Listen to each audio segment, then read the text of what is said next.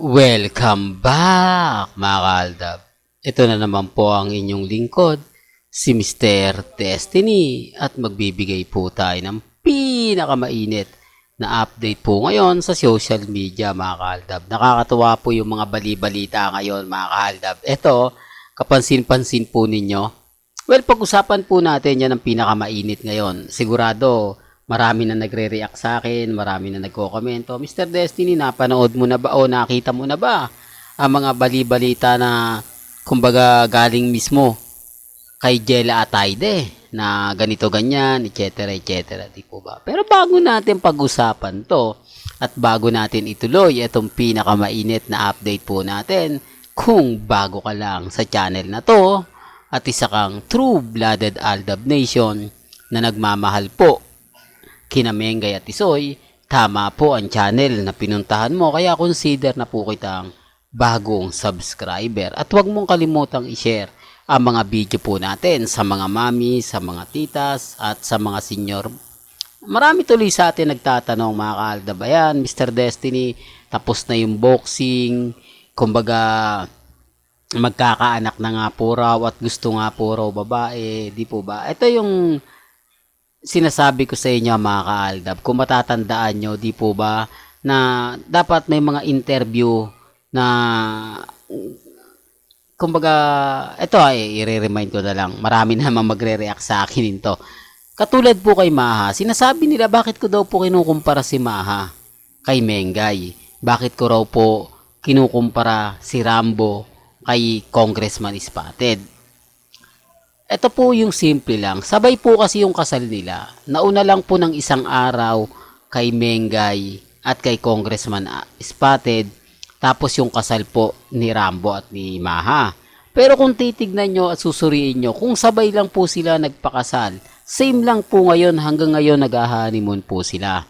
Hanggang ngayon nagpupulot gata pa rin po sila. Di po ba? Real talk to mga kaaldab. Pero bakit wala po si Mengay? O bakit si Mengay at si Congressman Spotted lang po ang naiba? Kumbaga trabaho agad. O, di po ba? At bakit kailangan pong lumabas pa ito kay Jella Ataide? Na dapat ito po yung mga iniimbestigahan, tinatanong. Yung tipong interview, di po ba sinabi ko sa inyo na kailan nga po ba kayo o sinong gusto magkakaroon ng anak, lalaki o babae? Di po ba? Kaya nga po, mahal dito na lang mapapansin nyo eh. Bakit kaya ang hilig ng mga... Ito, ako mga kaaldab, sabi ko nga po pagdating sa mga update na to, ano ko eh, hands off sana tayo. Kaya lang, syempre, kumbaga, gusto ko rin pong ibalita sa inyo. Hindi ko to pinopromote, pinagmamalaki ang Inquirer, Bandera. Isa lang po ito sa mga nagpapakalat ng mga ganitong post sa Instagram, sa Twitter, sa Facebook. Siyempre, normal na lang po sa akin na ibalita to kasi maraming magre-react. Dapat hindi mo na binabalita yan, Mr. Destiny. Dapat hindi mo na pinapakita pa yan. Para lang po alam ninyo at para na rin po malaman ng buong netizen, mga kaaldab, na may mga ganitong pahayag. Kaya nga po, questionable na naman sila.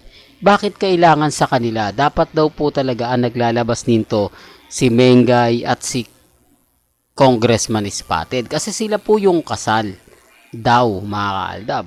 Hindi po ba? Marami ng issue na naman yan, Mr. Destiny. Sabi ko nga po sa inyo, ang daming gumagamit kay Mengay at kay Congressman Spotted. Pero bakit sa EAT, hindi ito nila masabi? Bakit pagdating po sa mga ninong, di po ba? Ninong at mga kaibigan at legit dabbercads ni Mengay, walang tanong na ganyan. Di po ba? Yung tipong pabiro ni Paulo na, kayo ba ni Congressman Spotted? Anong bang gusto nyong, kumbaga, panganay? O, di po ba? Doon pa lang may mali na eh. O sabihin na natin si Alan Kay, tapos si Henyo Master Joey De Leon. Marami mapanukso ng mga kaganapan kay Mengay at kay Congressman Spotted, pero hindi po nila tinutukso si Mengay. Doon po ba, di po ba doon pa lang may mali na? Doon pa lang masasabi nyo na, oo nga no, Mr. Destiny, bakit walang tuksuhan? Parang isang araw lang na binati si Mengay ng Bagong kasal, kinabukasan, wala na eh.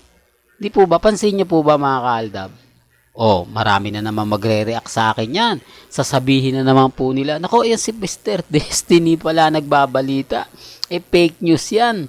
Kumbaga lahat ng mga sinasabi niyan, hindi totoo. Di po ba? Eh, kumbaga pinapakita ko lang po sa inyo yung totoo. Sinasabi ko lang po sa inyo yung mga ganyang bagay. Hindi po ba?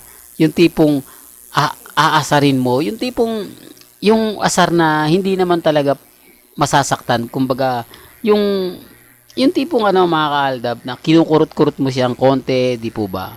Kamusta na, ganto ganyan. Wala naman po talaga sa EAT. Kaya nga po nagtataka ako.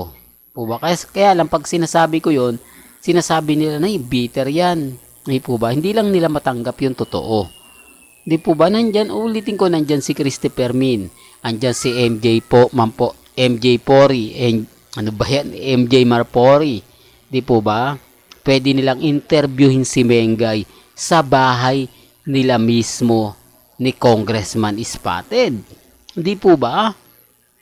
Real talk. Yung tipong mag-house tour sa bago nilang bahay. Pero wala eh.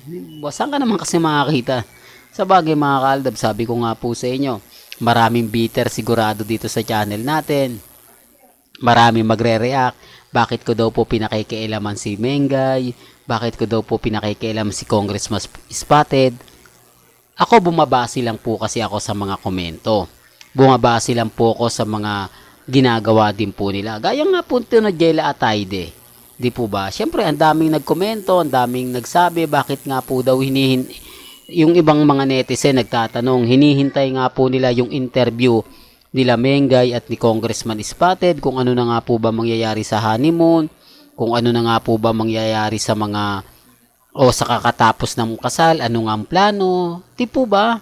Real talk, normal lang kasi artista po sila eh. Normal lang po na itinatanong yon.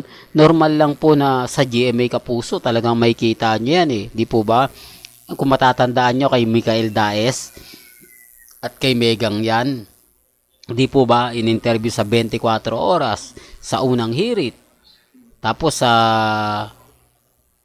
pinaka dulo mga kaaldab na yung Jessica Soho reports. Ang daming mga komento sa bagay mga kaaldab.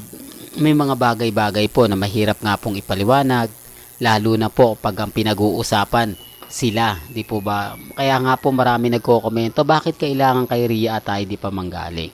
Di po ba? Real talk to mga kaaldab. Pero gaya na sinabi ko, depende pa rin po ito sa pananaw ng iba. Ang sa akin lang naman po mga kaaldab, kung ano lang yung latest, doon lang po tayo. Di po ba?